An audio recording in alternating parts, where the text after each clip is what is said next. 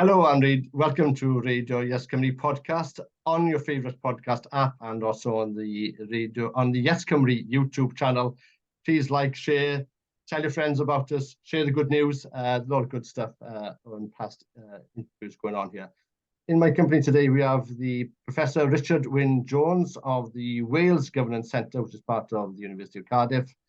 And he's come out with a recent report, which you may have read in nation.cymru, co-authored by Ailsa Henderson of the University of Edinburgh, about attitudes toward nationality in the UK. So British nationality, Welsh, Scottish, Northern Irish, English, lots of interesting stuff, so much to discuss. So we're going to try and condense it to an hour because Wales is playing football in an hour's time. I know both of us like to watch that.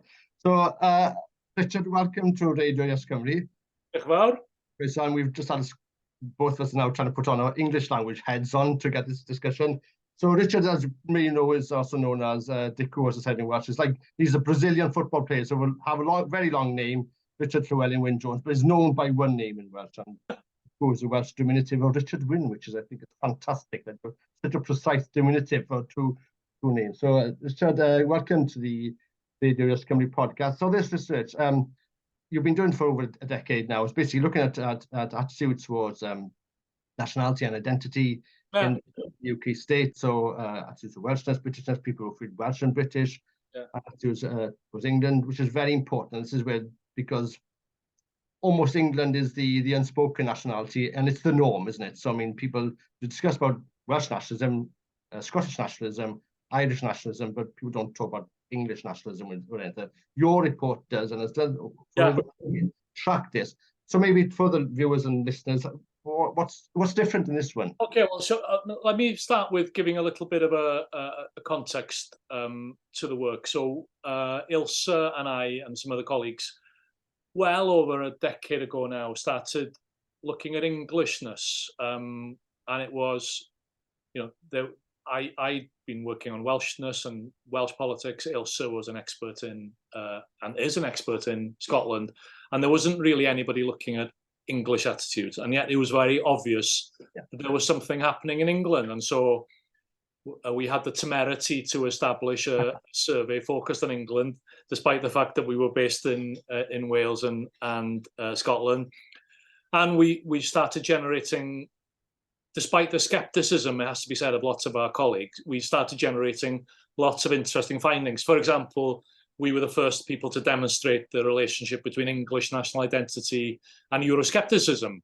And since the Brexit referendum in 2016, it's become commonplace to say that was something to do with English nationalism. Well, we were there first. And so we've then more recently extended that work, and what we've tried to do is generate a 360-degree view, what we call a 360-degree view of the Union. So at the moment, most people, there's polling on what people think about Wales, what people in Wales think about Wales. There's polling about what people in Scotland think about Scotland. We have much less knowledge about what people in Wales think about what's going on in Northern Ireland, what people in Wales think about what's going on in Scotland. And and England is key to all of this. England is absolutely the dominant part of the state. And so, you will hear you'll hear Welsh Labour MPs saying, we want devolution within England. We want to regionalise England because then we can have a constitutional settlement that makes sense across the UK. Well, that's fine, but what do the English think about this? And open brackets, they don't like the idea. They want England treated as a single unit, which is rather inconvenient because that single unit is 85% of the whole. Scotland is 7%, Wales is 5%, Northern Ireland is 3%. So the views of people in different parts of the state matter. It's not just about what we want for our bits. It's also what do we think about the other bits too. And so we've dug deeply into all of this. The survey is designed, we've got big samples in all 4 parts of the state. So 1600 in Northern Ireland, 1600 in Wales, 1600 in Scotland, 1600 in England. So that allows us to look at what's going on within each part, but also allows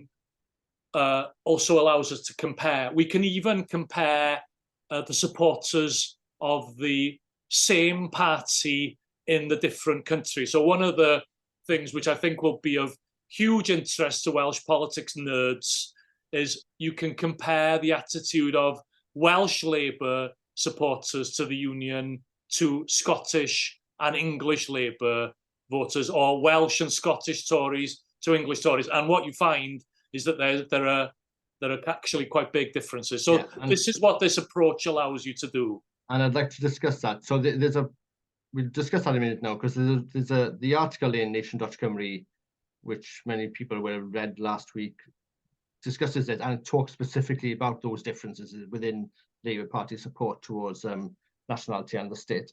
Just to give people just a quick overview so we understand, because this is maybe the big thing I think you've found out with the research over the last few years, is that essentially the idea of the word Britishness means different things in different parts of the UK. So very, very broad. So very briefly, I think this is genuinely significant, and people find it hugely surprising, even though if you think about it for even a few moments, it makes perfect sense. So Britishness means it aligns with different values, with different ideas about the state in different parts of the UK. So when you see Keir Starmer with his Union Jack, when you see Rishi Sunak with his Union Jack, when people call in aid Britishness, assuming it means the same thing, that is a myth. So most obviously at the time of the Brexit referendum, if you lived in England and felt British, you were likely to be a Remainer. If you lived outside of England and felt British, you were very likely to be a Leaver, So that's one illustration of that. But it's also true in terms of liberal conservative values. So people who identify as British, not English in England, tend to be more liberal than those people living in England who feel English. Conversely, in Scotland, Wales, and Northern Ireland, those people who feel Welsh, Scottish, Irish, or Northern Irish, because that's an important identity these days, they tend to be more liberal, they tend to be more left than those people in those three parts of the UK that feel British. So there isn't a unitary idea of Britishness, no matter what the leaders of the two big British parties tell us. Yeah, so the Union Jack has different resonance in different parts of the UK. Yeah. And the idea of nationalism or pride in nationality is also significantly different in how people actually vote on other issues as well. So people who are proudly Welsh, proudly Scottish, have a different social view on politics to people say they're proudly English. Oh, totally. So, Welsh, why has Labour won every general election in Wales for a century? Well, it's got something to do with, and the Conservatives dominate in England historically, okay? What's going on? Well, these national identities align with different political preferences, and that is genuinely significant in terms of how people vote. And so again, when we think about Welsh politics, Conservative support in Wales is heavily concentrated amongst those people who feel British and who actually don't have much Welsh identity. And again, that's a very long-standing pattern, which means that the Conservatives haven't won a general election in Wales since the age of anything that we can call democracy. Yeah, since the 1850s. Since the 1850s, yeah. It's genuinely. And as you said in the report, that's not a typo. That is 1856, which I thought was it was nice to have a laugh at. So academic report. But there's so much to discuss. I'd like to go on to this how this pans out maybe the next decade or the rest of this decade in terms of. We go first on to the thing which was just touched on by the nation.cymru article. We'll put a link to your report and to nation.cymru if I can find it with the YouTube page.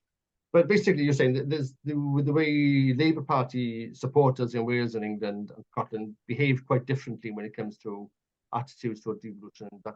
Yeah. So one of the there's a chapter which I really enjoyed writing, I have to say, on muscular unionism, and one of the things we did is we created a battery of questions that allowed us to test attitudes to muscular unionism, which is the approach that has characterized certainly the Johnson and Truss administrations. Is still there with Sunak, but it was originally first used in the context of Scottish Labour, so to describe their approach.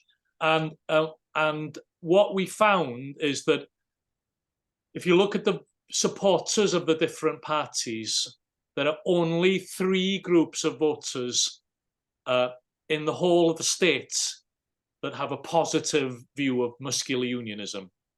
It's Scottish Tories, Welsh Tories, and DUP supporters. Okay. Okay.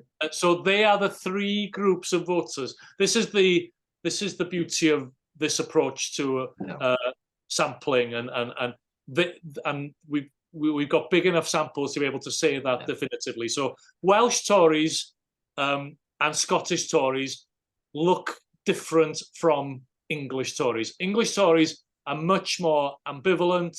They tend to be deeply relaxed about being English and British.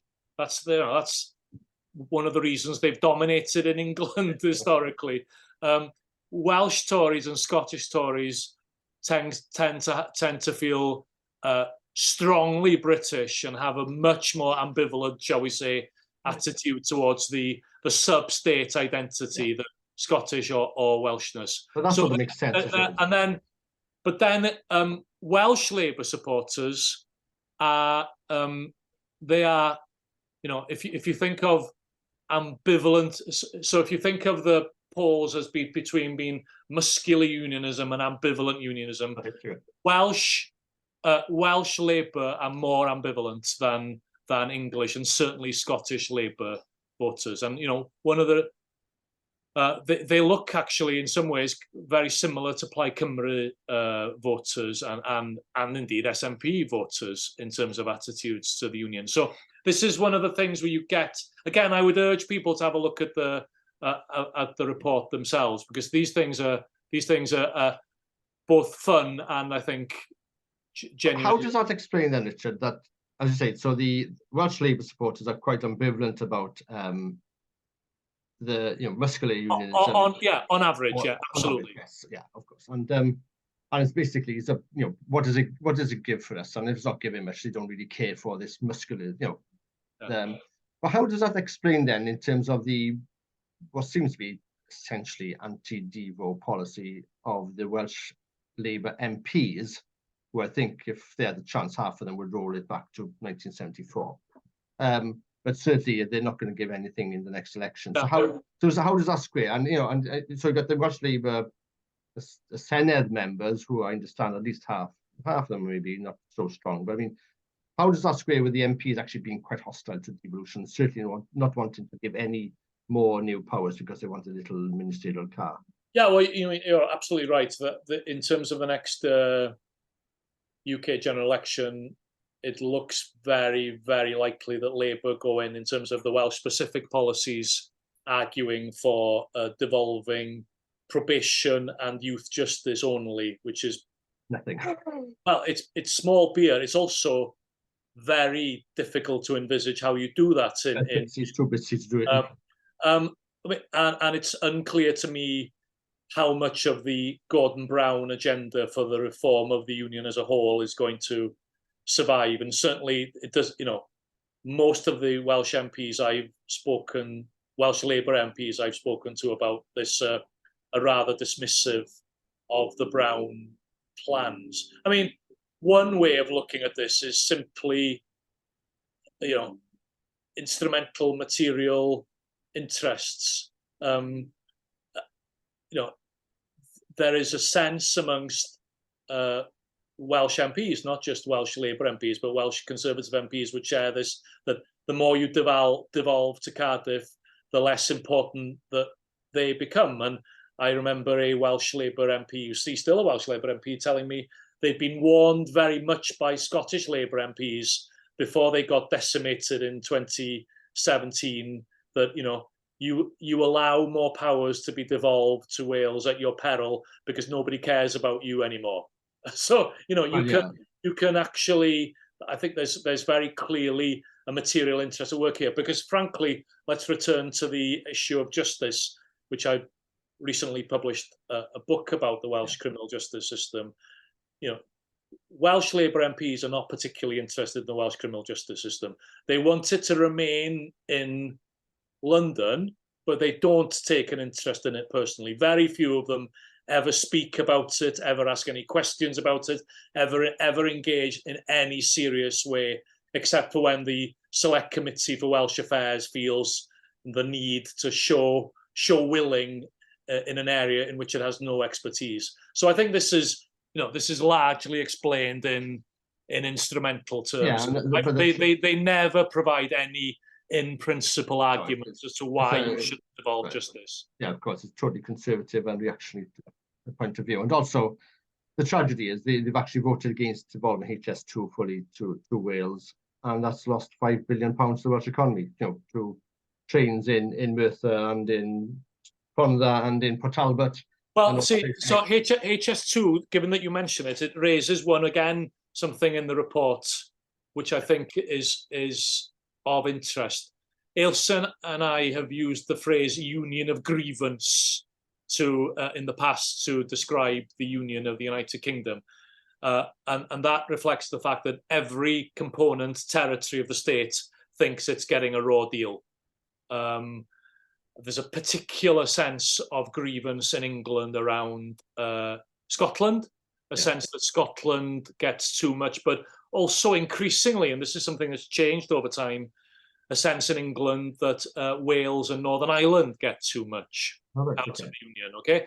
But the part of the union that is most aggrieved, that is most convinced it gets a bad deal, is Wales. But that's actually true. I'm not going to go there, but it's a very pervasive sense in Wales that extends well beyond the supporters of, for example, Plaid Cymru. It's a generally held view across Wales, no matter what people's sense of identity is, who they vote for. Wales gets a raw deal, and of course, things like HS2, things I think like the Crown Estate, really reinforce that sense. Which Welsh Labour MPs actually literally voted with the Tories not to devolve. But actually, what I think is probably even more interesting is what happens next in that space, okay? Because if we have a Labour government at the UK level, say by the end of October or November next year, which at the moment looks highly probable, what then happens to that sense of grievance? Because I find it very, very hard to believe that Rachel Reeves is going to say, here you go, Wales, here's the 5 billion HS2, here's the, there's much more money around just rail investment alone than HS2 that you could argue Wales is due. Oh, yeah, right. And so that potentially puts Welsh Labour then on the defensive. It's very easy at the moment for Welsh government ministers, for Welsh Labour MPs to say Wales is getting a bad deal. And that goes with the grain of public attitudes. Are they actually going to defend Rachel Reeves saying no money to Wales? Or do you then have an even deeper wedge opening between Welsh Labour devolved politicians and Welsh Labour MPs in Westminster, who presumably will feel duty-bound to defend whatever Rachel Reeves decides for Wales? Yeah.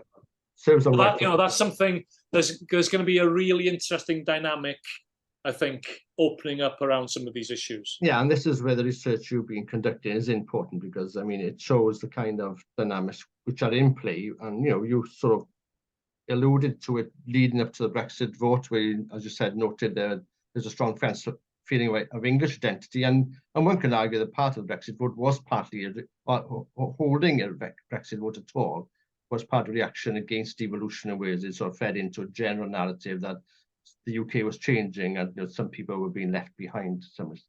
Well, yeah. There's also one of the fascinating things about the UK as a state is that people who feel English feel that nobody cares about them and they haven't got a voice.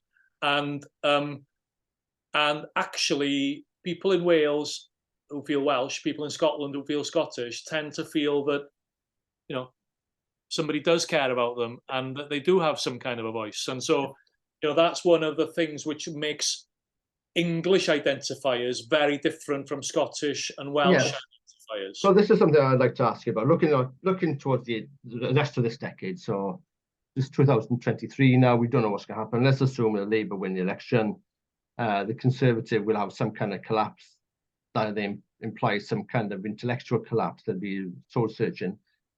Looking at the kind of research you're looking at, and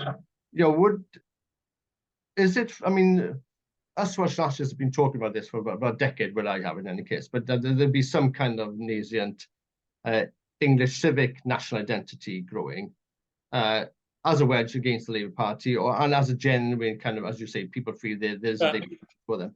Would the Tories do you think the Tories would be looking to capitalise that, or would it manifest itself, or is it?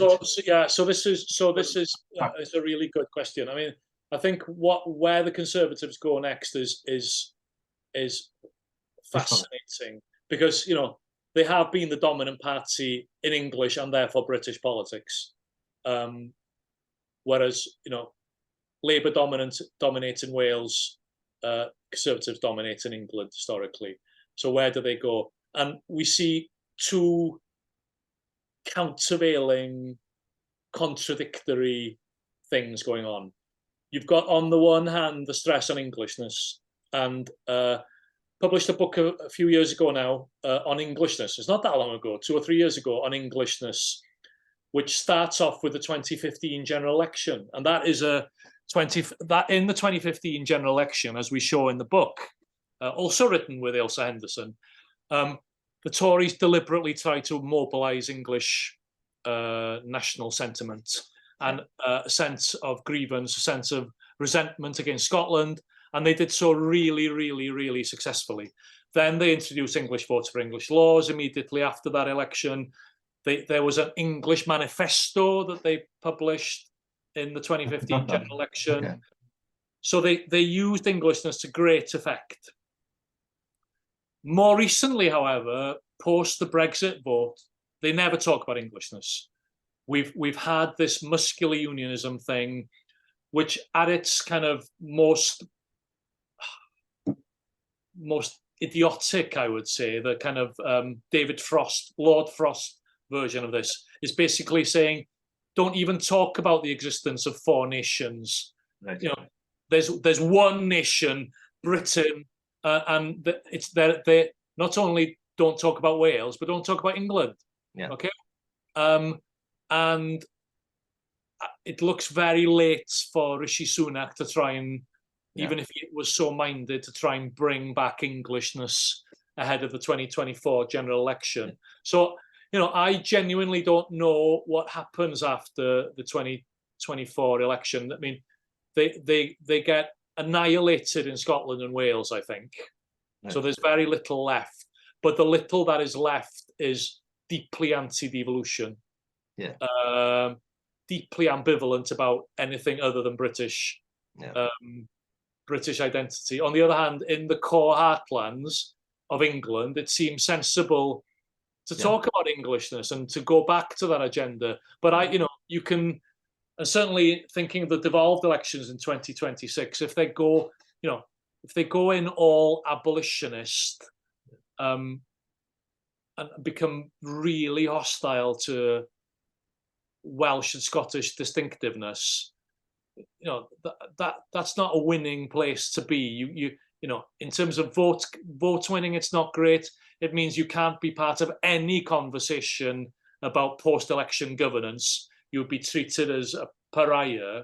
So I mean, I genuinely think that how they handle the Britishness versus Englishness, or can you?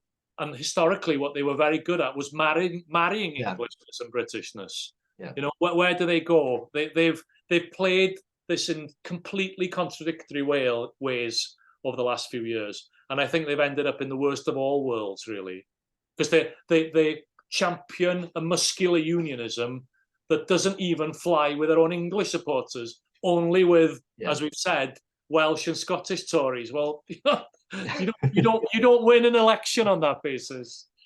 No, so I mean, so it's interesting then. So we're looking at the United Kingdom within the next decade or so. You know, it's the 11th of September 2023 today. Leo Varadkar, the new Irish Taoiseach, has said, he sees an Irish United Ireland within his lifetime. That could be 30 years, it could be 10 years. That's going to have effect on Scotland. I mean, and independence in Wales at last is on the agenda.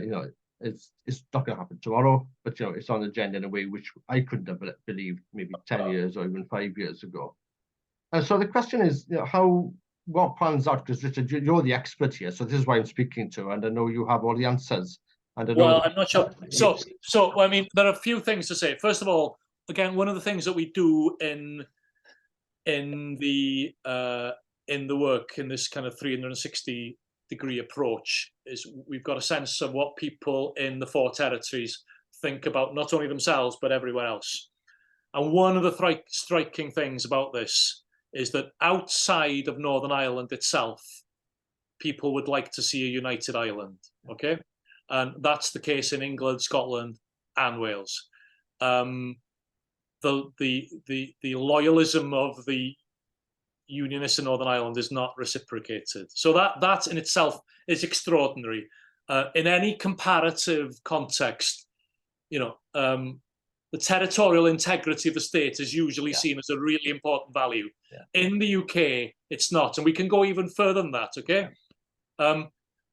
what we find is that we have people have got strong views about the relationship between their own bits of the state and England, or the state, if you like, but they're much more ambivalent about the rest. So people will say, I want Wales to remain part of the Union. But actually, if someone else wants to go their own way, I don't care. Indeed, in all four parts of the state, if you add up those people who say, I want to be independent, or I want Irish reunification anyway, or, I don't want my own part to go, but if anybody else wants to go, that's okay with me. So what we call an ambivalent unionist approach, okay? That's more than half the electorate in all four parts of the state, okay? Yeah, is that, I mean, I can't imagine that happening in Spain, or certainly not within Castilians. I mean, so is that quite, I mean, highly unusual. It is. I mean, we don't have really good comparative data because the idea would be so bizarre in other places. The fact that the UK population is, for example, outside of Northern Ireland itself, go, that's fine. That is a very, very, very not go. We'd actually quite like you to go. That is extraordinary. You're welcome. Yeah, it's an extraordinary state of affairs and tells you something quite important about the nature of the state that we live in. It is very peculiar, isn't it? Because I mean, and by and large, it's done without any great animosity. There'll always be some fringe elements with prejudice and quite anti. But as I say, it's not seen as being that you hate someone else. You hate it. Well, maybe it does. But so there's a sense of that. As I've said, there is a sense of grievance. Okay. And it manifests itself in all kinds of interesting ways. So, we ask, for example, about what do people in England feel about having Scottish MPs as part of the government. And, you know, we ask about SNP MPs, and okay, you might say it's not surprising that there's a good chunk of people in England who don't want SNP MPs as part of the UK government because they don't believe in the existence of the UK state. So, you know, but actually, if you just say Scottish MPs, there's a good chunk, around a third of the electorate who say no, thank you. Yeah. So, there's all, you know, there's all kinds of things going on here, but this is not a state that is comfortable in its own skin. So there's not, you know, and as I say, we don't have the historical kind of data from, you know, the Austro-Hungarian Empire in 1913 or something, which would be very, very interesting. But I mean, it is quite interesting. So there are lots of different dynamics. It's all to play for. I mean, my view is from YesCymru, you know, we've got to do our work and just make the argument for independence. And to some extent, then we're dependent on outside influences and events happening. And that seems to be the case of all independence. You know, no country becomes independent of itself. It's always in the context of, you know, some big seismic events happening around it. So I think the same will be with Wales and Scotland. I mean, interesting listening to Scottish people. We have a very interesting interview with Robin McAlpine back in February, and he makes a point of they're on sort of 50%, let's say, whatever, give or take. Once they're up to sort of 60% supporting independence, and to some extent, whatever, you can do what you want. You can not go to Westminster, or you can start blocking roads or something. You listen to someone else who, other party people in Scottish independence debate say, we will never get 60% of people want independence, you know, at a totally neutral time, because, you know, these there's a body of people, there's a demography which is actually invested in the independence debate. So let's say 50%. For most people, it's somewhere, it comes after what's for lunch tonight, and, you know, what's on the telly, and, you know, how's the hospital doing. So you're not going to get the 60, 70% of people ever in an ordinary poll outside an extraordinary event. So as you say, with Brexit, you know, the polling for Brexit is quite low until the vote itself happened. Same with Scottish independence argument. So people like Wings of Scotland say there's no point waiting for 60% because they won't come. You have to have an event to get it to 60 in the first place, which is a referendum or some kind of a crisis. Yeah. I mean, in that respect, I mean, what happens in the background now is quite important, but we're not in sort of in any way close to a revolutionary situation where things can change dramatically very, very quickly. But I mean, in terms of the shifting sands of UK and Welsh politics, how does that sort of look to you? I mean, there's all kinds of stuff. There's the psychodrama of the Scottish independence movement, which I'd rather not get involved in, because it's just, you know, but you know, saying it will never get to 60. I mean, there's no. That's a guesstimate. Might be correct. It might not be correct. I mean, one of the reflections that I would have, having specialised on Welsh politics since the mid-90s, is just how massively things change in relatively short periods of time. So, you know, give you a good example. The first ever survey I did was of the Welsh referendum in '97. And as you'll recall, that was a vote where only 50% voted, and it was basically absolutely split down the middle. And if a population the size of Llanrwst had voted in a different way, then, you know, it would have been a very different story. And in the immediate aftermath of getting the data back, people like myself and my colleagues, David Tristan Davis worked with me on that. We were going, and I remember going to see Ron Davis, who was Secretary of State for Wales, was interested in the data. And I said, look, Ron, there's potentially a big Mr. Davis. He would have been Mr. Davis to me. Look, Mr. Davis, there's potentially a really big legitimacy problem here, because you've got a third, you know, only half the people voted. Only half of them voted yes. You've got a third of the electorate who know nothing about what's happening in Wales, effectively, whose TV mass. You remember people used to point their TV mass. So there's a real problem. our next survey was in 1999, just after the devolved election, the following day, right? And we'd found that the opposition to devolution had fallen away massively between 97 and 99. The Assembly hadn't even met.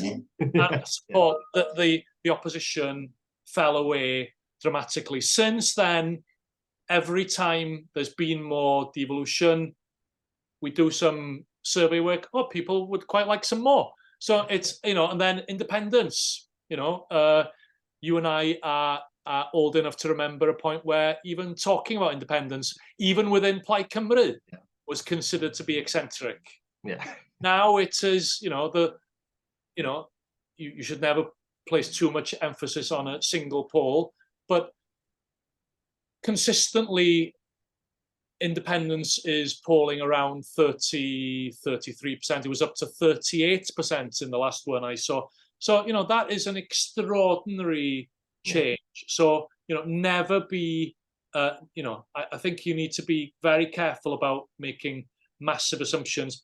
We also see, in terms of the demographics of support for constitutional change, support for the status quo is concentrated amongst the older voters. Yeah.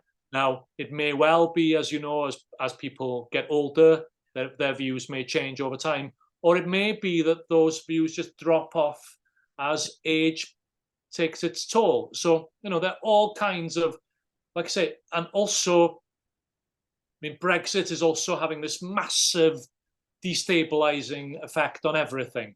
We know that the growth in support for independence in Wales has largely come from Remainers.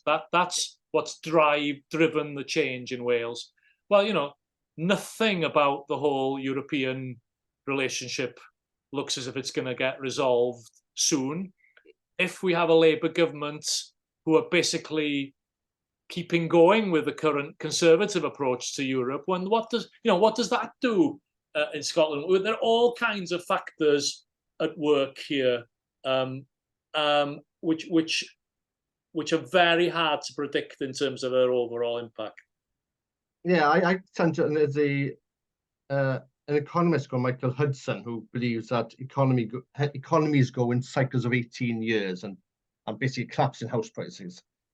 And I tend to feel that politics to some extent goes in big leaps in 18 years. So this is reading back, Richard. Okay, we can get into Kondratiev cycles. You can get into proper neo-Marxist territory. So you got 1997 referendum. 18 years before that, you have 1979, which we lost. Roughly 18 years before that, you have sort of, Cymru starts with this campaign and stuff like that. So I'm sort of thinking, what's going to be 18 years after, let's say, Brexit, or certainly the Scottish devolution, the independence referendum, 2014. So we're looking at the early 2030s, and I think we could be looking at very interesting times. So I'm just going to plant that there for you, Richard, just to say, 18 years from the Scottish referendum. Okay, well, we can bookmark this. We should bookmark this conversation. Yes. But but it is, I think the point I'm making is that things can change much quicker than that, and in relatively unpredictable ways, but only relatively unpredictable ways. And there are, I find the whole Northern Ireland situation genuinely fascinating. The fact that the rest of the state is not interested, the fact that you've got now so-called unionists putting an economic border between Britain and another part of the state. We did some, Ilse and I did some polling in the immediate aftermath of Brexit, which was showing that very, very, very high proportions of conservative voters in both Wales and Scotland, Leave supporting conservative supporters, so Leave supporters, conservative and unionists in Scotland and Wales, up at around 75+% were saying we'd be happy with a united Ireland and Scottish independence as long as we get our way on Brexit. And How? conversely, lots of Remainers who said that they were unionists were basically happy to see the union disintegrate to get their way on our relationship with the European Union. So the European Union attitudes on that consistently trumped attitudes to the domestic union, okay? Consistently. And that polling was so surprising that people like Lord Ashcroft and the deep pockets went and redid the polling and found the same things, okay? So there's so many things in play moving forward. How much is that? I mean, because in any polling, and there's always the 20-80% thing, is 20% of people face, 80% of the problem. So there's always some outline of 20% of people. So I mean, with that polling, I mean, I still find that surprising, even not 6 years, whatever, after Brexit. But it was we repeated that polling several times, and now, of course, Brexit has now been done in theory. Yeah, it's done. Yeah, in theory, via an economic border between one part of the precious union and another part of the precious union. So you would expect. Well, that question just becomes less relevant over time. But at the time in which it was relevant, extraordinarily high proportions of Conservative and Unionist supporters in Wales and Scotland were if you had to choose, were very, very clear that Brexit was more important. And we've seen that in, part of that is why we've got an economic border. Yeah. Within the states. Yeah. It is mad, isn't it? I mean, and yeah. Well, it's not. I mean, mad is one word for it, but it's about understanding the. Yeah, it's about understanding the preferences. Yes. What people prioritise, and if people are, as we show in this new report, actually quite ambivalent about the UK union, then this is only a surprise if you believe what people say about attitudes to Britain towards the precious union. If you actually look at the evidence, Britishness means different things to different people across the state. People's attitudes towards the union is much more ambivalent. Then it makes perfect sense. Yeah, is there ambivalence towards? Is the ambivalence towards the nation, the union, because of ambivalence towards the institutions of the union? So people can be quite happy and comfortable and supportive of, if you like, cultural Britishness, so pop music, TV, comedy, that kind of stuff. They like that, but they're quite detached from the House of Commons, the House of Lords, the monarchy to some extent, maybe the military. Is that polling basically taking, the people divorcing, and they're taking a question as being one to do with a constitutional one and one to do with institutions, and not, if you like, and which is what we're familiar in Wales, of course, because we didn't have any national institutions. It was based on language and culture, and soft things, if you like. Yeah, you're getting into really interesting territory where we've been doing some work, and we've got more work to do. And the question of what is, if you like, the glue. What are the common denominators of Britishness? If we're showing that Britishness aligns with, I'm going to turn the lights on here, by the way, Siôn, because it's getting it's getting dark. If Britishness means different things, aligns with different values, what, if anything, is the common ground? And I think this is a genuine issue for unionists moving forward, because what are the institutions? Well, we know that Westminster and UK politics has fallen into disrepute. That is absolutely the case. We know that in terms of other institutions, what have we got? You've got the BBC, which is hated by large sections of the right and regarded as a temple of wokeness and all these things. You've got the military, which is much, much diminished, lost the last two major wars that it fought. You've got the monarchy, where obviously the Queen, who was clearly a much respected figure has died. There's obviously a big promotion job around the Prince and Princess of Wales, if I can bear to call them that. But, clearly some of the mystique that surrounded the Queen has gone. So there's a real issue of what binds, what are the ties that bind here. And, appearing with a flag behind you and just talking about Britishness all the time probably doesn't cut it, especially in a context where, and you will have been struck by this as much as I have, Siôn, the fact that one of the dominant tropes in the mainstream British media now is everything is in decline in Britain, everything is broken, everything is going to the dogs. That's the kind of stuff you'd expect to hear YesCymru supporters differently, and yet it's standard fare in the Telegraph, in the Mail, in the Times. There's a crisis of confidence in the state itself. And that's incredible.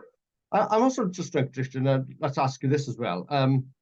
Are the public ahead or more intelligent and more emotionally intelligent than the politicians, in that, okay, there's no threat. So if you're taking from a Welsh nationalist point of view what nationality is, so language, cultures, and then after that you obviously need institutions to support that. But no, value. Sorry, you've missed out values. Values are really important in this. Yeah, I have problems with values because I don't know what they are, and I don't. Because I'll tell you. I mean, one of the things which is clearly, demonstrably the case, is that national identities align with different left-right values and different conservative-liberal values. I suspect also, if we had a decent scale, they would align with individualist versus communitarian values. But we've never found a proper scale that allows us to test that one. But yeah, and so this idea that our values in Wales are different, which incidentally, Welsh Labour politicians are incredibly comfortable using. It was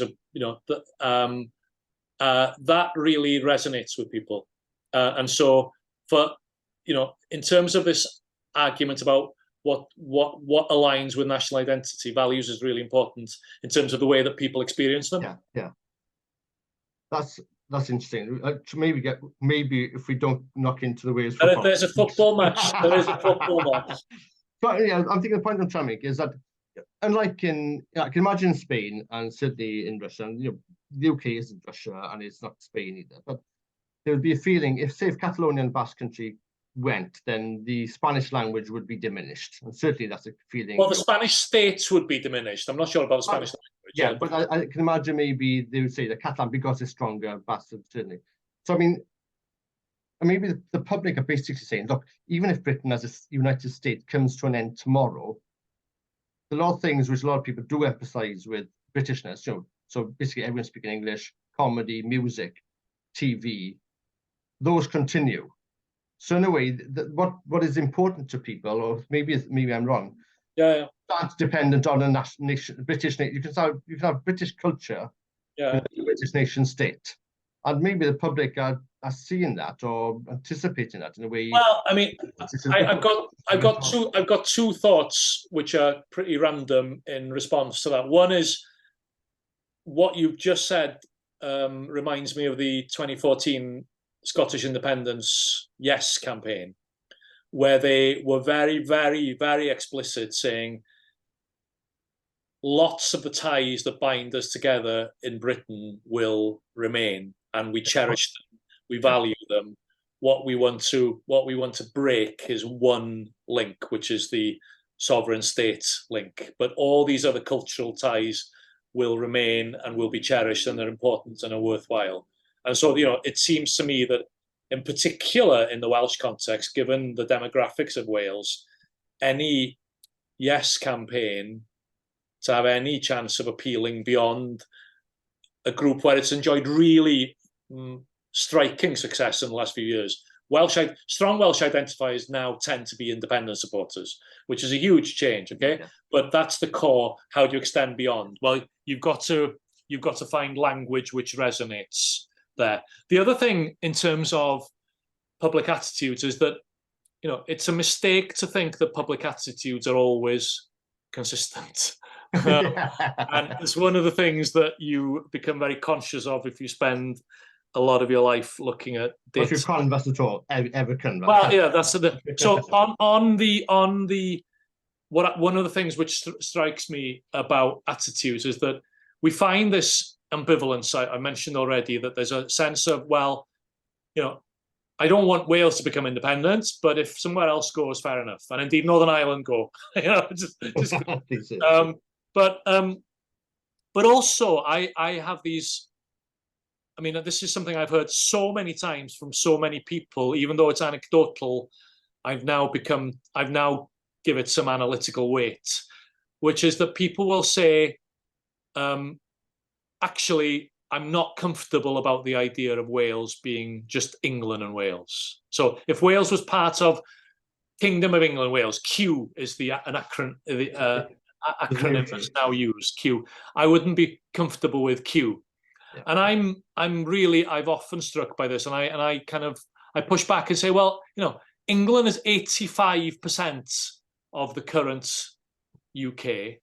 Scotland is 7%. If Scotland goes, okay, we're diluted, you know, England is even more dominant, but it's already 85%. Yeah. Why does this make a psychological difference? And I've never actually got an answer I regard as very convincing, but clearly, psychologically, the fact that this is a union of three, because, you know, Northern Ireland doesn't seem to matter emotionally, but the fact that it's a union of three, not two, and this is matter to people. I quite understand why. And it is significant. Also, in your report, as you note that, you know, people in Wales are quite, on the whole, comfortable, maybe more comfortable than the past UK, with the idea of Britishness. So, well, they're more. No, everybody's there's the English. No, so you know, sub-state identity is strong in Wales. People in Wales are more comfortable with the union than people in other. They're more positively supportive of the union, despite the fact that we now have an independence movement. Yeah. Nonetheless, and this weird paradox: we're the most aggrieved, we are the most certain that we're getting a raw deal, but, you know, we are also most committed to the union as is. Because people feel that we need to have the union to survive, or something like that. But so if the union changes, then the whole dynamic does change.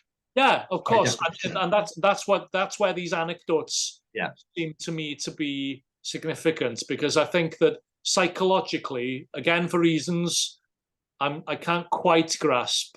Yeah, but it fails to be Britain then, doesn't it? So you're not part of the British state, you are part of essentially an English state, and think. Well, there's a line from David Melding in one of his books where he says, "I don't want to be part of Little Britain," which is I always thought was a great line. It's essentially referring to Scottish independence and saying, you know, if Scotland becomes independent, that would change his attitude. Yeah, well, there's no point then, is it? You know, but also that's clearly going on psychologically. But to repeat my point, England is already utterly dominant. Well, this is the argument we've been making as well, Richard.